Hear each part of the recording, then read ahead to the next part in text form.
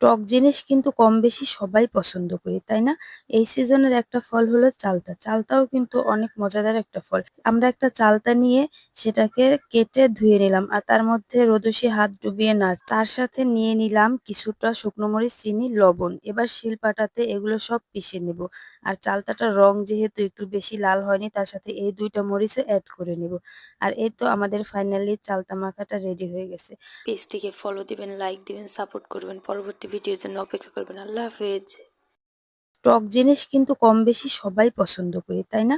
এই সিজনের একটা ফল হলো চালতা। চালতাও কিন্তু অনেক মজাদার একটা ফল। আমরা একটা চালতা নিয়ে সেটাকে কেটে ধুয়ে নিলাম। আর তার মধ্যে রোদসী হাত ডুবিয়ে তার সাথে নিয়ে নিলাম কিছুটা শুকনো মরিচ, চিনি, লবণ। এবার শিলপাটাতে এগুলো সব পিষে নিব।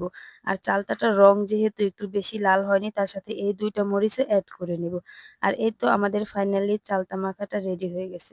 পেজটিকে ফলো দিবেন, লাইক দিবেন, সাপোর্ট করবেন। পরবর্তী ভিডিওর জন্য অপেক্ষা করবেন। আল্লাহ হাফেজ।